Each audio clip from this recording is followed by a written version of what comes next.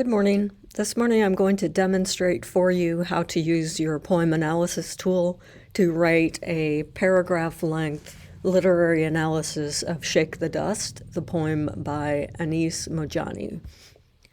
Okay, so this is how I would recommend you set up your Chromebook, split the screen between the poetry analysis tool and your annotated copy of the poem. That way you can look at both your margin notes and the analytical tool at the same time. Okay, the first thing we want to do is just familiarize ourselves with it lost my sidebars. Okay, I'm just going to give you an overview with this copy. Okay, basically this is a way of breaking down a 5-sentence analytical paragraph row by row. And I've provided you sentence frames, power verbs, and ways of shortcuts for analyzing what's happening in the poem. So the first paragraph, if you look at the shaded gray boxes, the first sentence is where you'll identify the topic of the poem. The second shaded gray box represents the second sentence of your analytical paragraph. This is where you'll introduce the content of the poem, some of the poetic devices that the author uses. The third sentence of the paragraph, you'll describe the tone. The fourth sentence, you will cite the text. You'll pull in a little bit of text evidence. And the fifth sentence, you'll write your conclusion. Okay, so this is my demonstration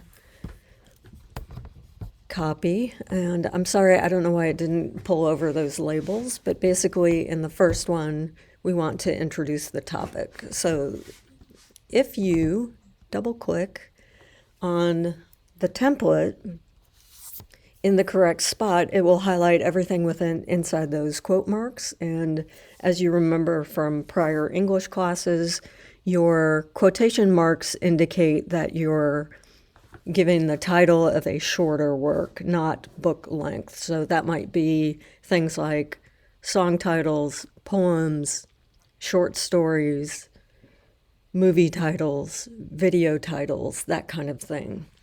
So shake the dust. Make sure you copy the title exactly, including capitalization. And here I'm going to enter the poet's name. Make sure that you do first name and last name. The first time you refer to an author in any kind of analysis, you include the full name. If you refer to the artist or the poet or the writer again in later sentences, it's okay to use the last name only, but never the first name only. This, again, should just be repetition for things you've already encountered in English class. Okay, so I know that that this sentence is about the main topic of the poem. So the main topic of this poem, I feel like it's for everyone, but especially aimed at people who feel like outsiders. Notice I pull that right from my margin note right here.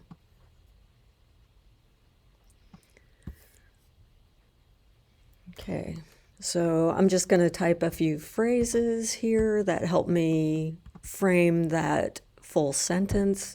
So addresses all people, but especially when we feel like an outsider.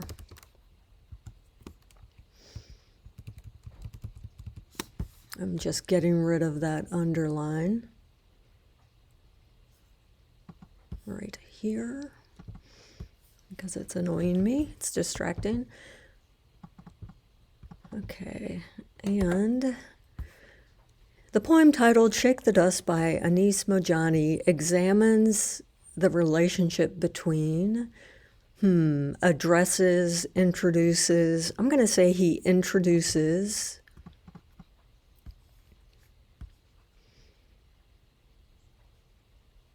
And this is sort of like working with a Rubik's Cube. I realize you just want to turn those try to match up those phrases in a way that support the answer that you come up with. Okay, so I'm going to change the verb that I want to read.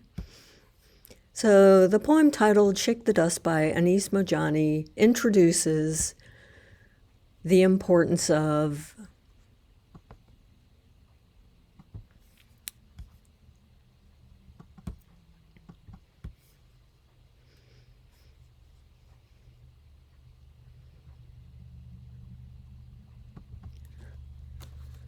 standing up and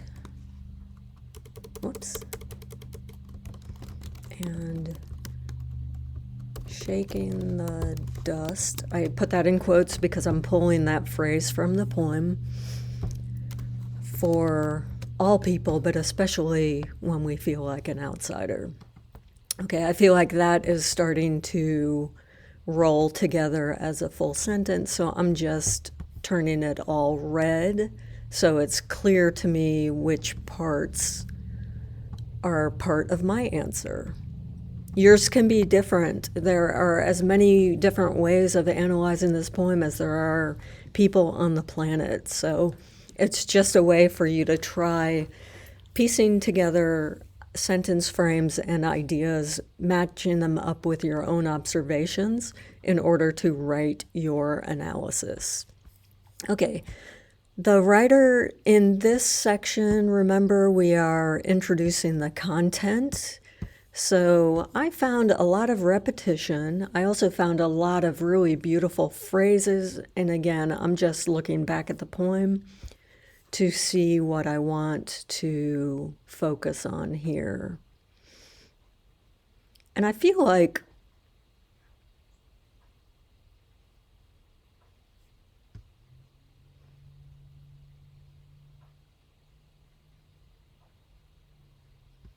I want to really highlight this phrase, so that's where I'm going to go with my analysis. You might prefer to focus on some of the repetition. Again, there is no right or wrong answer. So the writer creates, I'm turning this part red because that's the part I'm going to use, creates connotative diction or powerful diction. Connotative diction to illustrate. And here's where I want to pull in that idea to illustrate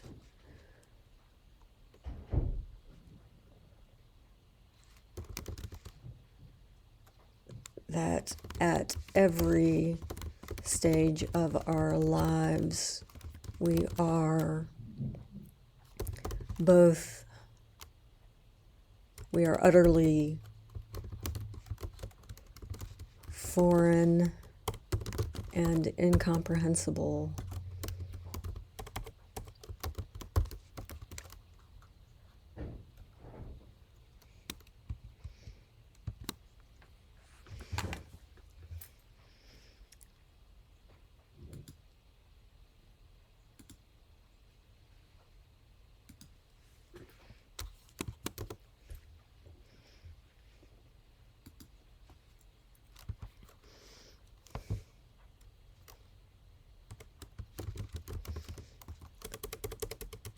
And again, I'm unpacking this phrase, 2-year-olds who cannot be understood because they speak half English and half God.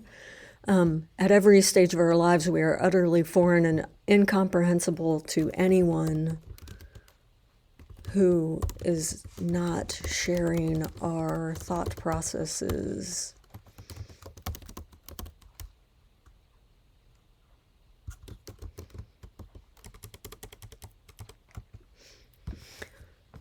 Okay, stay with me here. I am going to revisit that idea. It's speaker, these are just different ways you can refer to the narrator of a poem. So I'm going to keep it simple because I'm dealing with big, heavy ideas and I don't want to confuse myself.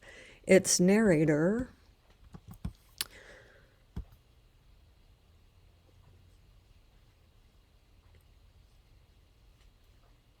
Explains. I don't want why. Again, you can modify this template as required for you. Explains.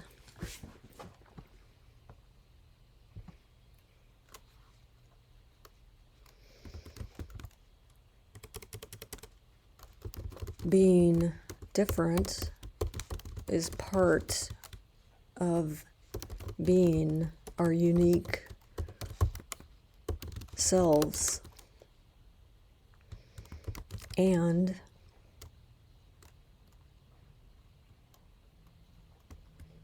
we need to learn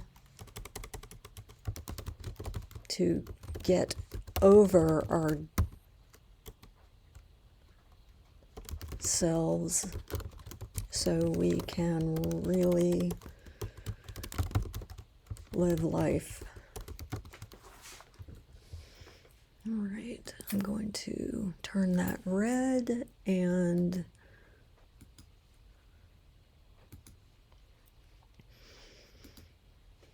for examples, I did not include, I skipped right over the tone.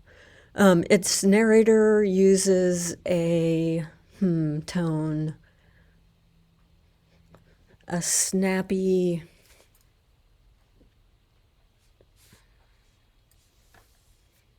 a challenging tone.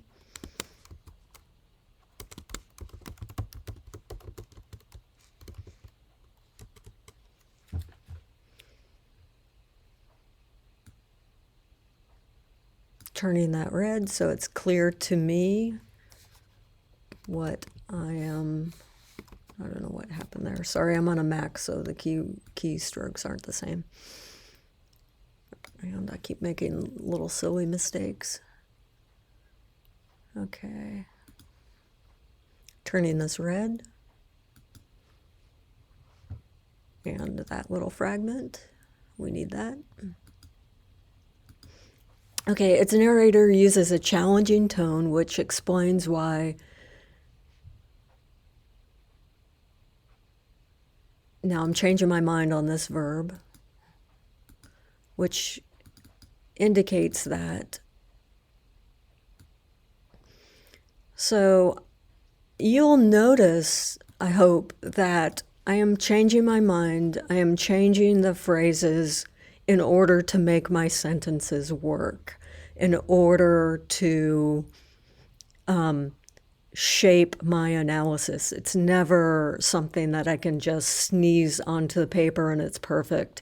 I have to write down a couple ideas first in the margins and then reshape those ideas on my analysis structure in order for it to make sense to me and hopefully to make sense to my reader. Okay, for example, this is where we want to grab just enough of the text to cite the text. So I've changed tools. I am going to copy and paste that in.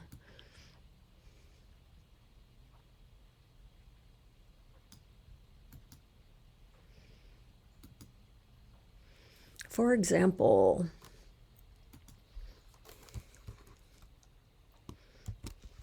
two-year-olds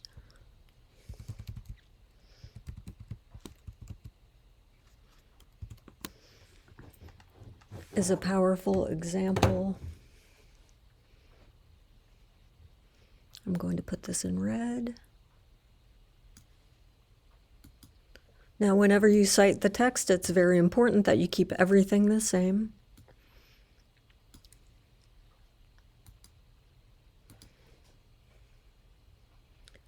For example, 2-year-olds who cannot be understood because they speak half English and half God is a powerful example that illustrates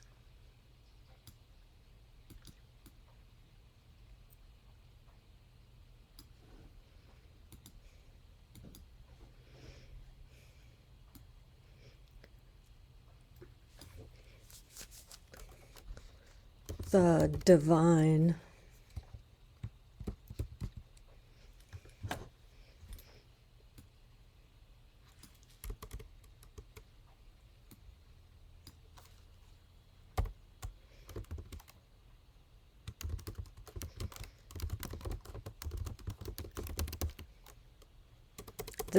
power of self, the divine power of self at a stage when even parents can't understand what a child is trying to communicate. All right, getting rid of that, turning the text red. And then congratulations, we're on to the conclusion. This example, I'm going to keep it simple, turn all of that red.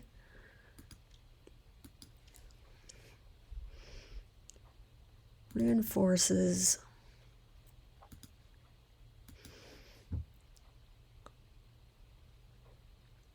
the value of, and then here I want to look at some of those things that felt like they were the theme.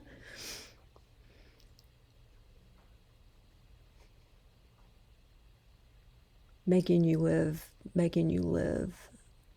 So when the world knocks at your door, turn the knob, open on up, and run into its big, big hands with open arms. So I'm going to paraphrase what the poem's theme feels like to me.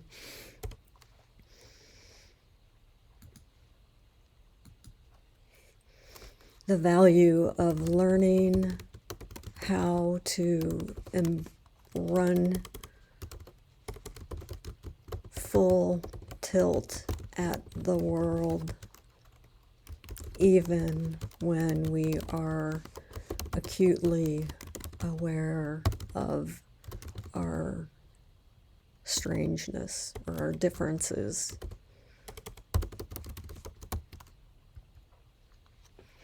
All right. Now, of course, your words will be your own. I just wanted to walk you through this so you could see how the tool is used, and you will have plenty of opportunities to